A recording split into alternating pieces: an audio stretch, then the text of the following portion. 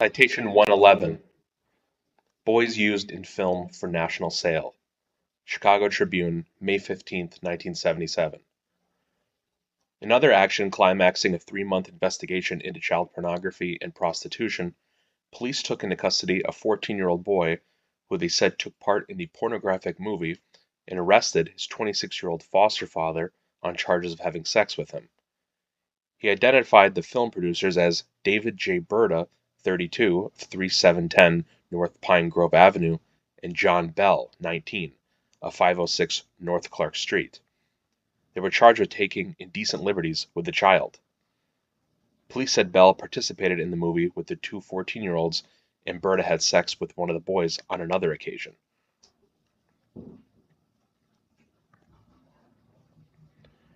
Citation 112. Hunt 6 men, 20 boys in crackdown. Chicago Tribune, May 16, 1977. Officials of the Illinois Department of Children and Family Services said Bell has been in and out of orphanages and foster homes since he was 6. They said Bell was one of several hundred Chicago children sent to foster homes in Texas between 1962 and 1973 by the department. A scandal blew up in 1973 when it was reported that some of the children had been stripped, beaten, and kept in solitary confinement for infractions of rules in the homes. Among other things, Bell was reported to have been chained to a bed when he killed a dog and forced to wear the dog's tail around his neck for 2 weeks.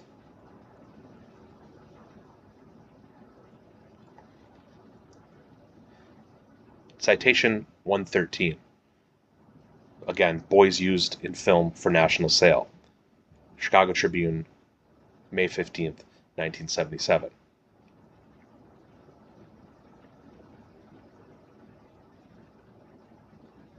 They said Berta and Bell shot 4 rolls of 8mm film and on April 16th gave them to a police undercover agent after he assured them that he had syndicate connections and could get it processed easily. Berta and Bell told the undercover operative they planned to sell 2,000 copies of the film at $50 each to customers throughout the country, police said. Berta was arrested at 1 a.m. Saturday during the filming of a second pornographic film at a room he rented in the Holiday Inn Motel at 4800 North Marine Drive, police said. 2 youths, 18 and 19 years old, participated in the filming but were not charged because they are not minors.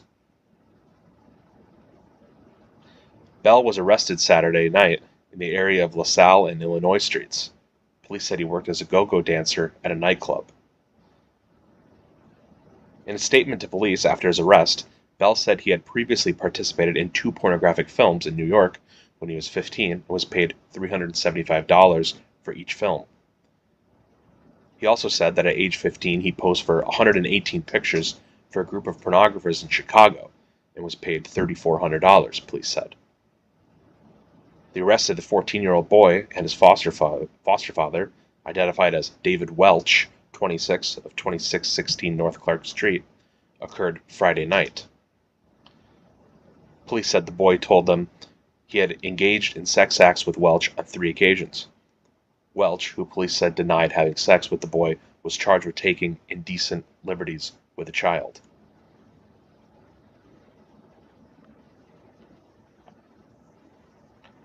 Citation 114. Chicago is center of national child porno ring.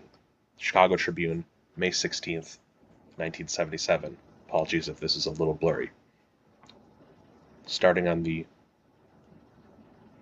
third and last paragraph on the far left, the investigation.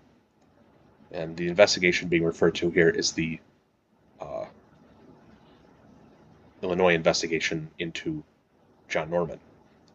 As you may remember, we've cited this article a few times before.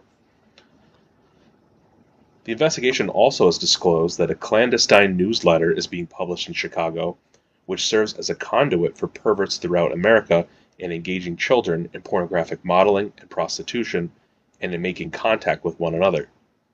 Both operations, the police said, were controlled by separate groups of men working together in an interlocking web of vice.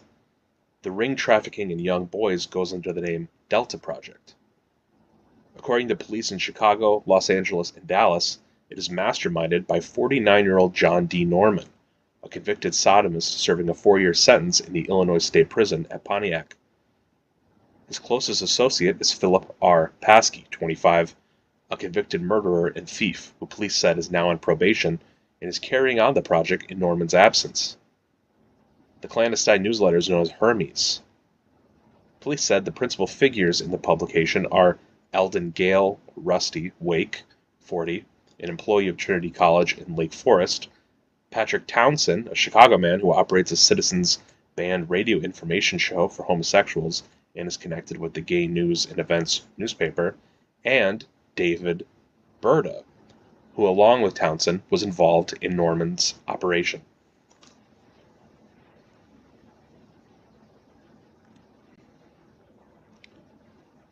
Citation 115. Dentist seized in child sex filming. Kerry sets probe. Chicago Tribune, May 17th, 1977. Chicago police arrested a Park Ridge dentist Monday on charges of filming a pornographic movie involving two 14-year-old boys. They said they also found 69 rolls of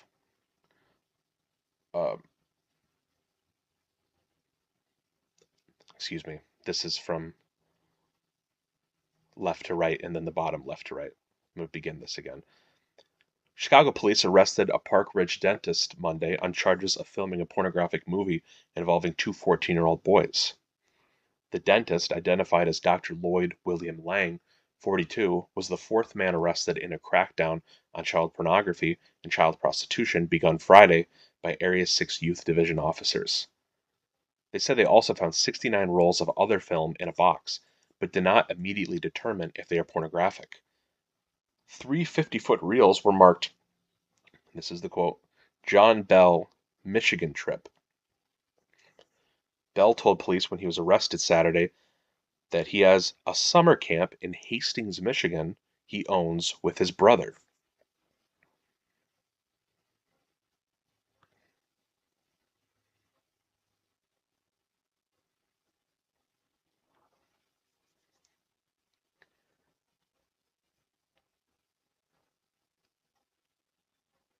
Citation 116. Chicago pair held. Porn suspects tied to state camp. The Traverse City Record Eagle, May 18, 1977. Two men arrested by Chicago police Monday in connection with a nationwide child pornography and boy prostitution network have been linked to a children's summer camp in Michigan. And sources close to the investigation have told the Record Eagle that names of several Michigan men appear on the list of 5,000 network clients. Chicago youth officers today plan to view 69 rolls of pornographic film confiscated. It was confiscated from the home of Dr. Lloyd Lang, 42, a dentist from the Park Ridge suburb of Chicago. One of the films seized by police is reported to bear the label John Bell, Michigan trip. Lang was arrested along with Bell, 19, David Welch, 26, and David John Berta, 32, and charged with taking indecent liberties with children and contributing to the sexual delinquency of minors. Lang and Bell are reported to be part owners or directors of a summer camp near the Yankee Springs recreation area located between Grand Rapids and Kalamazoo. Sergeant Mike Moyes, with the Community Affairs Division of the State Police in Lansing, said there are several camps in that area. State police are working with the Department of Social Services, he said, in an effort to trace the camp allegedly owned by the two men. Monday's arrests are part of a growing crackdown by law enforcement officers investigating the sexual exploitation of children across the country. Several links to the nationwide network were exposed in Michigan following a 4-month investigation by the Record Eagle. That investigation revealed that 4 so-called charitable organizations, which had been granted tax-exempt status by the Internal Revenue Service, allegedly were being used as fronts for the pornography racket. Named were the Church of the New Revelation and Ocean Living Institute, both New Jersey organizations, Brother Paul's Children's Mission on North Fox Island off Grand Traverse Bay, and Educational Foundation for Youth in Chicago.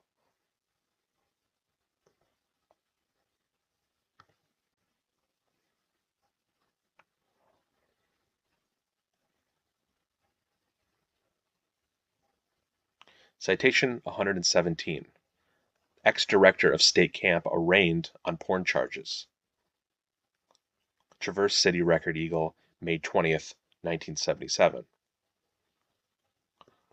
A former director of a children's summer camp in Michigan will be arraigned in Lake County. Not sure what that is there. Today on obscenity charges in connection with an alleged nationwide child pornography ring.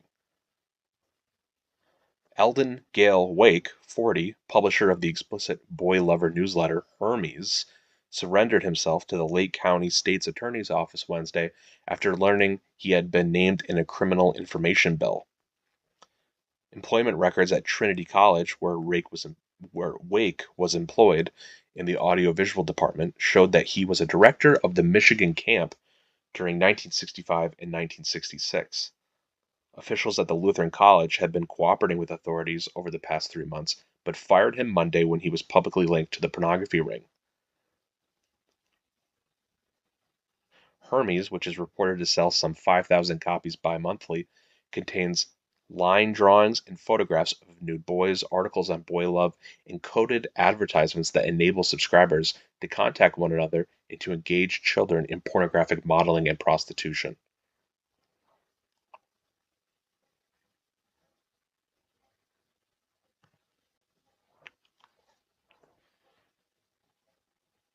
Citation 118. Police say photos link area island. Porn ring. The Traverse City Record Eagle, February 16th, 1977. So this is a few months prior. This was published a few months prior to the several last ones we've gone through. State police believe they have uncovered evidence that links Leelanau County's North Fox Island to an international network that uses children to produce homosexual pornography. Photographs allegedly taken on North Fox Island have been reproduced in hardcore pornographic magazines, according to state police.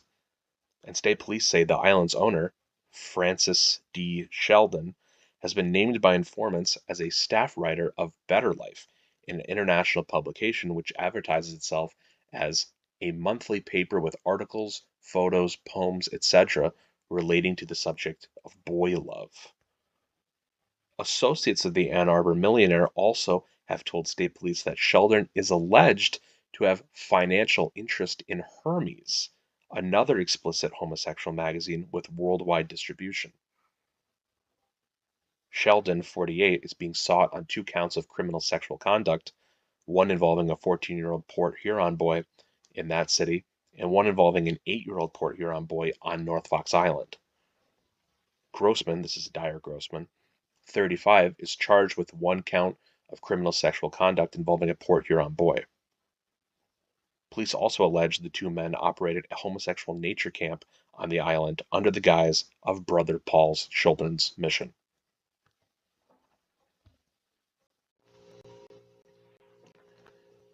Citation 119 is the Michigan State PD Incident Report 7035576 from reporting officer Detective Sergeant Joel Gorzin, and this is written December 17th, 1976, concerning an incident from July of 1976, and we'll get into the specific dates in just a moment here.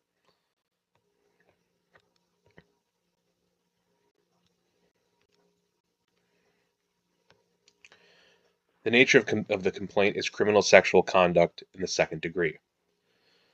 Redacted told officers that he went on a trip with his gym teacher from St. Joseph's School. The teacher, Mr. Jerry Richards, is a friend to numerous children and is running for public office, county commissioner. Richards approached the victim and received permission from his parents for him to pass out election pamphlets for the forthcoming election. In return, Richards would take Redacted on a trip to a friend's island. Redacted said Mr. Richards picked him up in his car around noon on Monday. This is specifically July 12th, 1976.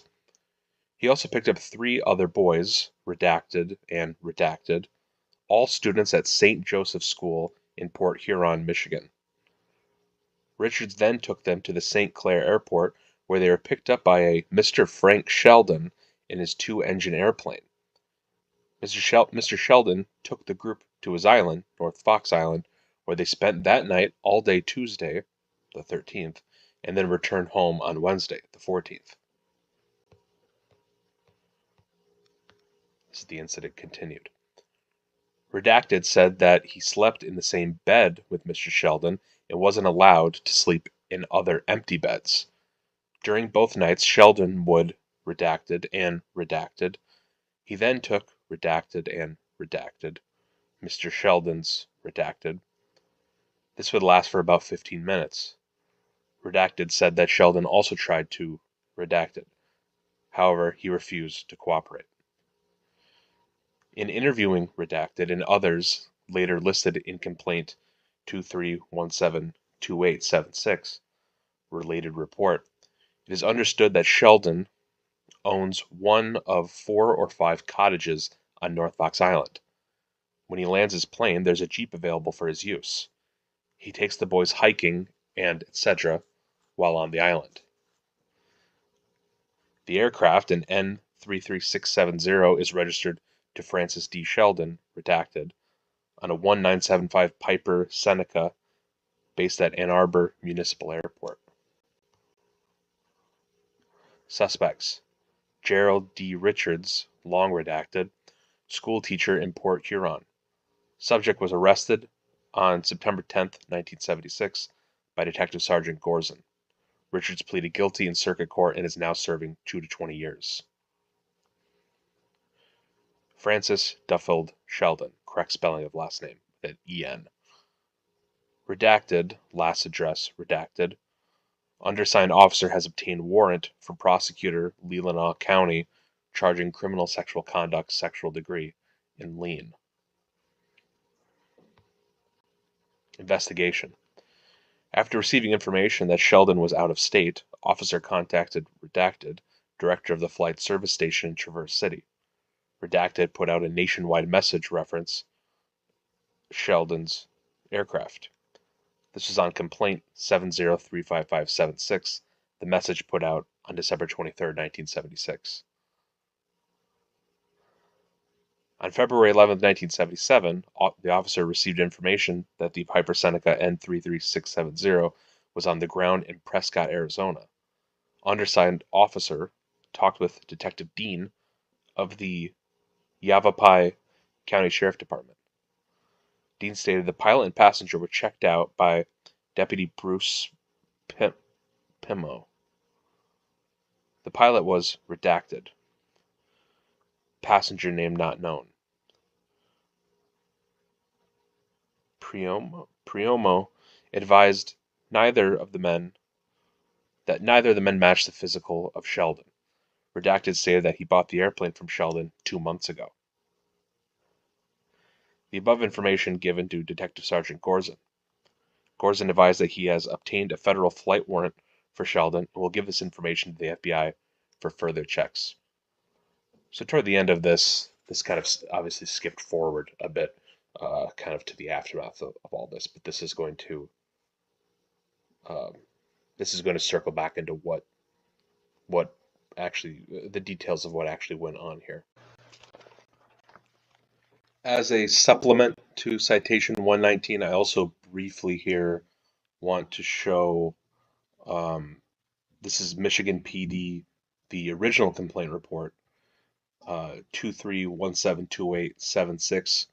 This is from the actual time of the incident itself, or closer to the time of the incident itself, July 15th, 1976, also by Detective Sergeant Joel Gorzen. I wanted to show this briefly just to provide a little bit of context into the the last section of the first section I went through, first citation 119, the other document. First is this little information section here. I'm just going to read this here. Redacted advised officer that redacted, age redacted, went on a trip with 3 other boys and 2 adult males. After redacted left on the trip, she spoke to a friend of hers and learned that the friend, redacted, believed the adult males, redacted. When redacted returned from the trip, she questioned him, and he admitted that one of the men, redacted. So there's a lot of redaction here, but you can kind of fill in the blanks that this is this original complaint that is kind of launching everything else off comes from one of these abused children speaking to their mother about the incident, and then the mother going to the police. That's the main reason I wanted to read that. And then also, there's a little bit of a revised section here as far as Gerald S. Richards, the suspect. So I'm just going to read this. Jerry S. Richards, redacted, is about redacted, has redacted and redacted. Besides being redacted, he operates some kind of massage parlor at 310 Water Street, Port Huron. Redacted is listed in TX book redacted, home phone. No listing on massage parlor. Subject drives an orange Pinto with printing that says Jerry the Magician on the side.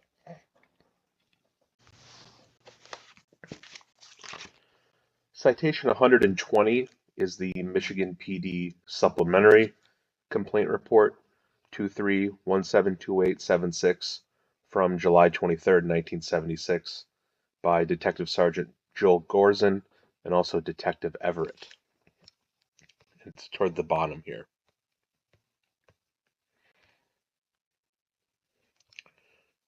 Right here with arrested. Arrested. Gerald Stewart Richards, redacted, who wears dark horn-rimmed glasses and has a mustache, of redacted. Charge: criminal sexual conduct in first degree. Homosexual activity with a blank-year-old boy. Subject was arrested on Huron Avenue in Port Huron by the undersigned and Detective Jas Lewis of St. Clair Sheriff's Department at 1:10 p.m. on this date. It's the 23rd. Subject had been observed driving his blue Pinto, so was followed until he stopped. Officers took subject's car home with him and returned him to the Port Huron Police Department for printing and photographing and an interview. This is when they're searching the car now. The subject gave permission to the undersigned to look in his blue Pinto wagon. The officer opened an unsealed manila envelope from the open map shelf and observed several photos of young boys with their genitals exposed. The officer then observed a sealed white envelope with the name of Frank Sheldon on it. Richards at first refused to allow the officer to view the contents of this envelope. However, when officer told him a search warrant would be sought, he opened the envelope and gave the officer a letter he had written to Sheldon on this date. The letter warned Sheldon to watch his phone and mail and to check his files and get all stuff to North Fox pronto. Citation 121 is also the Michigan PD Supplementary Complaint Report 23172876, July 26, 1976, with Detective Sergeant Joel Gorzin. Interview. Redacted. Redacted was interviewed again by the undersigned in Everett on August 23, 1976. He now agrees to talk to officers and will cooperate in prosecuting either persons as he feels it may help Gerald Richards receive a lighter sentence. He verified all stories as told by redacted Gerald Richards. He and Sheldon went redacted, at the clinic and in Battle Creek as described above. Info on incident at motel.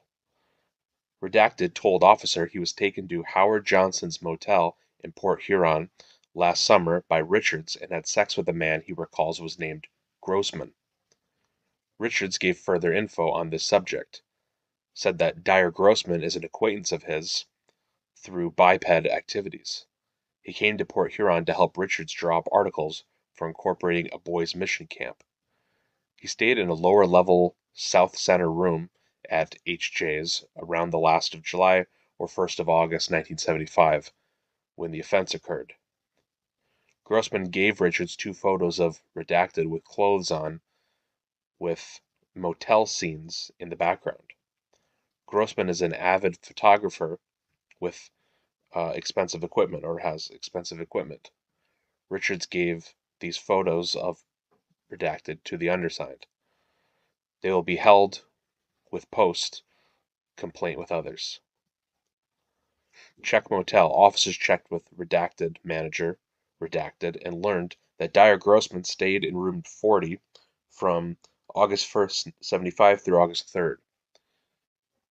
He had a 75 Ford with Michigan license plate KLR767, redacted. Room 46 is a lower South Center unit.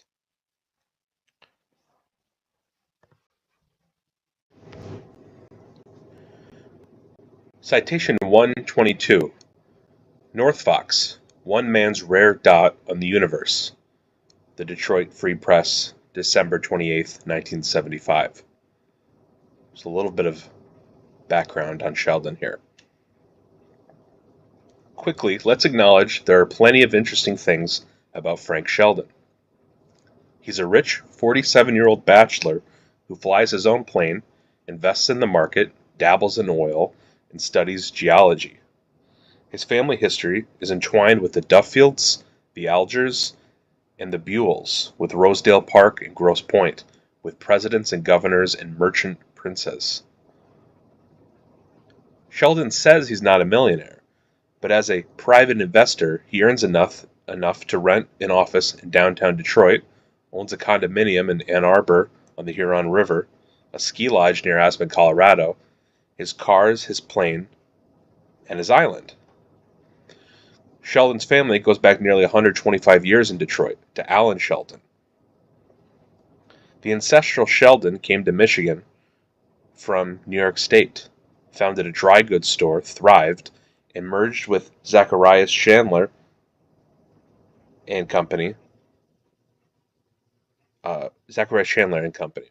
Alan Sheldon ran the business while Chandler ran for president, unfortunately expiring in Chicago on the eve of a nominating convention that might have picked him to run. Alan Sheldon's only son, Henry, married Caroline Alger, one of the 9 children of Russell A. Alger. Russell Alger was a U.S. Army hero and general, later a founder of the Edison Electric Light Company in Detroit, governor of Michigan, Secretary of War during the McKinley administration in the Spanish-American War, and finally U.S. Senator for Michigan. This was Frank Sheldon's great-grandfather. His mother was Frances Pitts Duffield, a member of another famous Detroit family. Alan Sheldon's dry goods fortune was invested in land, and it became Henry Sheldon's fortune. Henry's sons formed the Sheldon Land Company after World War I and subdivided and built one of Detroit's premier subdivisions, Rosedale Park, in 1925.